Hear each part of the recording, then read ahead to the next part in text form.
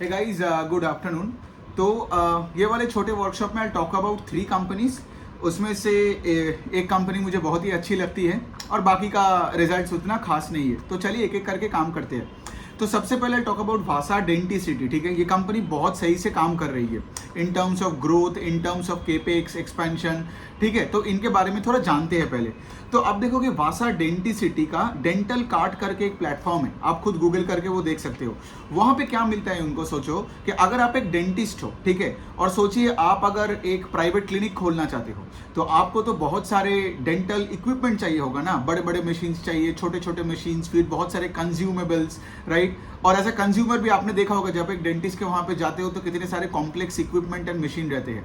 सो ये जो dental card का जो प्लेटफॉर्म है वो वासा डेंटिसिटी ने बनाया, गॉट इट। और आप लोगों में से बहुत आई गेस ये डेंटल कार्ड के नाम सुने भी होंगे, वो बहुत पॉपुलर भी है।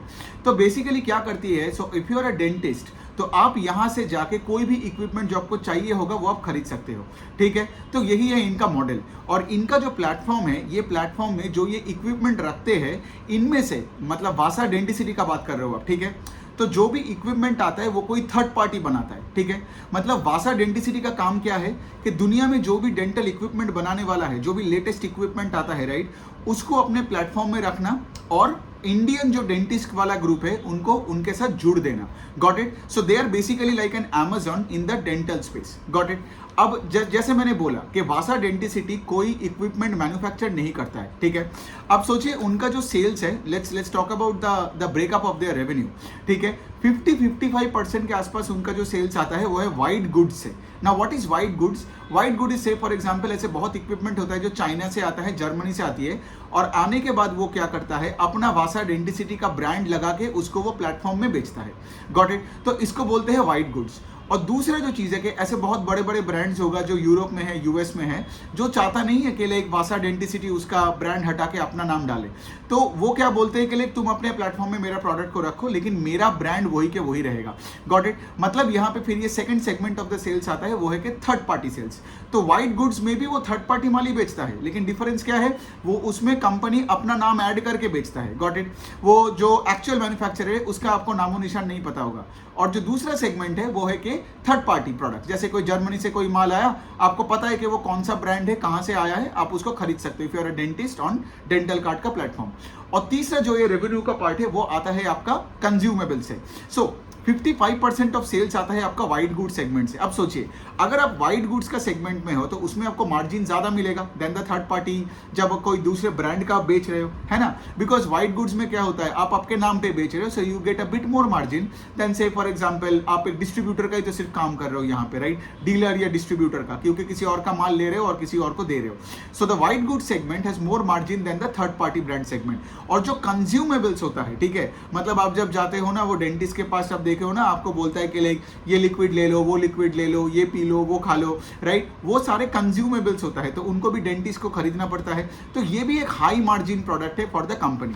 ठीक है, अब यहां पे बात आता है क्या, तो ये तो हो गया इनका बिजनेस मॉडल। ठीक है, अब दूसरे साइड में अगर मैं देखूं तो कंपनी का काम क्या है, कंपनी का काम है कि लाइक डेंटिस्ट जब ये सामान ऑर्डर करेगा तो जितना जल्दी डेंटिस्ट के घर में वो पहुंचाएगा उतना सही है, राइट। सो कंपनी के पास ऑलरेडी ना तीन उनका कुछ वेयर हाउसेज है हमारे देश में, एक गुड़गांव में है, एक मुंबई में है और एक बैंगलोर में है, to cater to the northern, western and the southern market. अभी कंपनी क्या कर रही है, कोलकाता और असम में 2 खोल रहे हैं, 2 और वेयर हाउसेज, तो 3 से 5 हो गया, और इंदौर में भी एक खोल रहे हैं ताकि सेंट्रल इंडिया और ईस्ट इंडिया में भी ये लोग टारगेट कर पाए। सो बेसिकली क्या, ये अपने वेयर हाउसेज को डबल कर रहे हैं, 3 से 6। Got it. तो इससे क्या होगा, अगर आपका वेयर हाउसेज है अक्रॉस द कंट्री, और इनको क्या करना पड़ता है, इनको तो वो सामान पहले खरीदना पड़ता है, वेयर हाउसेज में रखना पड़ता है। और अगर सोचो डेंटिस्ट अगर मुंबई के हो और मुंबई का ही उनका एक वेयर हाउस है जो कि आज है, तो डेंटिस्ट के पास 1-2 दिन में माल पहुंच जाएगा। Got it. लेकिन सोचो अगर डेंटिस्ट लेट से कहां पता, लेट से डेंटिस्ट है पंजाब में और लेट से मुंबई में उनका वेयर हाउस है, तो सोचो वो डिलीवरी में तो 2-4 दिन लग जाएगा। Got it. और यहाँ पे क्या होता है ना, कॉम्प्लेक्स इक्विपमेंट होते हैं, जितना कॉम्प्लेक्स इक्विपमेंट कंपनी को उतना मार्जिन ज्यादा मिलता है, बड़े इक्विपमेंट में ज्यादा मार्जिन है, लेकिन ट्रांसपोर्टेशन में प्रॉब्लम, सप्लाई चेन में इश्यूज। इसीलिए the company what they are trying to do is they are doubling the number of warehouses east में भी अभी टारगेट कर लिया, सेंट्रल इंडिया मतलब यहाँ पे इंदौर में भी इन्होंने टारगेट कर लिया। अभी ये क्या करेगा, सारे माल ले लेके ये 6 वेयर हाउसेस को बढ़ाएगा। इसका मतलब क्या, अभी इंडिया से कहीं से भी अगर ऑर्डर आए तो इन 6 वेयर हाउसेस में कोई एक एक्टिवेट हो जाएगा और जल्दी से जल्दी, मतलब अभी अगर डेंटिस्ट के पास मतलब वो सामान जल्दी चाहिए होता है, राइट, तो आप उनको 1-2 दिन में दे दोगे। तो आज अगर मैं कंपनी का एक डेटा बताऊं, they give the equipment, Dentalkart gives the equipment to the dentist, 5-6 दिन लग जाता है उनका पूरा इसमें मतलब ट्रांसफर करने में। लेकिन आगे जाके जब ये 3 और वेयर हाउसेस हो जाएगा तो द कंपनी इज अज्यूमिंग के वो टाइम आधा हो जाएगा। 2-2.5 दिन के अंदर उनका टारगेट है कि कोई भी डेंटिस्ट इंडिया का कोई भी जगह से अगर ऑर्डर कर ले तो 2-2.5 दिन में उनके घर में डिलीवरी हो जाएगा इक्विपमेंट या डेंटल कोई कंज्यूमेबल्स का। ठीक है, अब यहाँ पे बात आता है कि कंपनी बहुत एक इंटरेस्टिंग जगह में है इन अ वे के लाइक FY23 में जब मैंने पहले बार ये कंपनी को पढ़ा था, that is last to last fiscal, अभी तो FY25 चालू हो गया, तो उन्होंने 120 करोड़ का सेल्स किया था और उन्होंने ये बताया था कि we can grow sales by 45-50% CAGR for the next 5 to 10 years के बीच में। ठीक है, मतलब क्या, मतलब सेल्स को आप 6 से 10 गुना कर लोगे 5, 6, 7, 8 साल में। गॉट इट, मतलब क्या, ये बहुत ही एग्रेसिव टारगेट है। लेकिन let me tell you, FY24 over FY23 में दे ग्रीव सेल्स बाई 45%।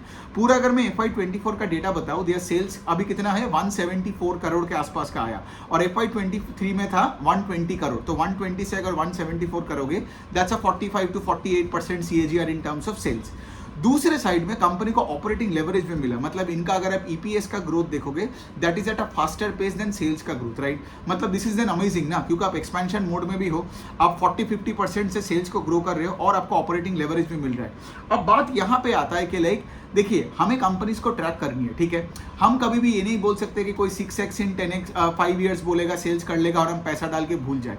हमें कंपनी को ट्रैक करनी है। So when I am tracking this business for the last 6 to 9 months, I can see के लाइक उन्होंने जो प्रॉमिस किया था एटलीस्ट पहले साल में तो हुआ, राइट। अभी देखना पड़ेगा FY25 में क्या करे, फिर FY26 में क्या करे, और आपका इन्वेस्टिंग डिसीजन अकॉर्डिंगली होनी चाहिए। सो द कंपनी का future performance has to be in accordance with their guidance ना, जो उन्होंने दिया है, और अगर सही होता गया तो आप उसमें और पैसा डालते रहना, राइट। सो जैसे मैं बार बार बोलता रहता हूँ कि कंपनी का performance should determine your allocation, not के लाइक आपने डिसाइड कर लिया कि भाई इसमें तो मेरा 15% का एलोकेशन होगा, 30% का एलोकेशन होगा। मतलब क्या, आप तो बिजनेस के बाहर बैठे हो ना। ऐसे कितने भी सारे मैनेजमेंट होगा जो लेट से झूठ बोलेगा, ऐसे कितने भी सारे मैनेजमेंट हो सकता है जो लेट से झूठ नहीं बोला, लेकिन आगे जाके इतना सेक्टर हेडविंड्स आएगा कि वो इस रेट से ग्रो नहीं कर पाएगा। तो सिंस आप बिजनेस का पार्ट नहीं हो, राइट, तो आप कोई भी चीज को ना एकदम गारंटी के साथ नहीं ले सकते। बिजनेस में गारंटी कहाँ है, right. Business is dealing with reality and reality is uncertain. So ये बनता है बात। तो कंपनी का तो जैसे मैंने बोला सब कुछ मुझे सही लगा, गाइडेंस भी बता दिया क्या है, राइट। और दूसरे साइड में यहाँ पे देखोगे एक और पॉइंट है जो लोग मुझसे लड़ते झगड़ते हैं, बोलते हैं कि कैश फ्लो नेगेटिव है। अब देखोगे आप, वासा डेंटिसिटी का भी कैश फ्लोज नेगेटिव है, लेकिन इनका जो मेजॉरिटी कैश जो आता है प्रॉफिट से आया ना, वो सारे इन्वेंटरी और रिसीवेबल्स में अटक गया। इन्वेंटरी और receivables are basically working capital, ठीक है। तो वर्किंग कैपिटल में जब फंस जाता है तो आपका net cash flow from operations negative हो जाता है, ठीक है। तो अब सोचिए ना, अगर आप एक छोटी बिजनेस हो, राइट, जैसे मैंने बताया नया नया वेयर हाउसेस खोल रहा है, इक्विपमेंट उनको खरीदना पड़ता है, तो सोचो अगर वो डेंटल कार्ड का जो प्लेटफॉर्म है उसमें 15,000 के ऊपर 15,000 प्लस उनके पास प्रोडक्ट्स है, राइट। लेकिन अगर इन्होंने अपना माल ही नहीं खरीदा करे और अपने गोदाम में नहीं रखा, वेयर हाउस में नहीं रखा, तो फिर वो जब डेंटल कार्ड से कोई ऑर्डर करेगा तो उसको कुछ मिलेगा नहीं। सो कंपनी का यहाँ पे हमेशा वर्किंग कैपिटल तो कॉन्स्टेंट होगा ही ना, और ये छोटी कंपनी है, इनका तो हमेशा ग्रोथ का, अगर कोई कंपनी बहुत ज्यादा रेट से ग्रो कर रहा है तो उसका वर्किंग कैपिटल में हमेशा कॉन्स्टेंट्स आएगा, रिसीवेबल्स में प्रॉब्लम दिखेगा पे। और प्रॉब्लम का मतलब क्या है, मतलब आपने डॉक्टर को सामान बेच दिया, डॉक्टर वापस पैसा देने वाला है आपको। फॉर एग्जाम्पल दे रहा हूँ, इन्वेंटरी में इनका एक्चुअली मेजॉरिटी पैसा अटका रहता है, राइट। नहीं तो फिर आप जब ऑर्डर करोगे तो आपको क्या दिखेगा, और छोटी कंपनी है ना, जो भी प्रॉफिट आता है वो तो आपको इन्वेंटरी में डाल ही देना है उस दिन, राइट। तो ऐसे कंपनीज जो ऐसे तगड़े रेट में ग्रो कर रहे हैं, आप देखोगे इसका सेल्स का rate is very high, but cash flow statement लगेगा CFO नेगेटिव है, बैलेंस शीट देख के आपको लगेगा, ऑल्दो इसका बैलेंस शीट अच्छा है, बट फिर भी आप देखोगे बहुत कंपनी का एसेट लायबिलिटी मिसमैच है, मतलब उनका करंट एसेट करंट लायबिलिटी से कम दिख रहा है, क्विक रेशियो कम दिख रहा है, but that is fine in a way के लाइक, क्योंकि जब एक कंपनी को छोटे से बड़ा बनना है ना, तो कैश फ्लो लेके कैसे बैठ सकता है, वो तो आप ITC, कोलगेट और जिलेट से उम्मीद कर सकते हो, because they have spread everywhere. अभी उनका जो प्रॉफिट आता है वो किसी को वो दे नहीं पाएगा,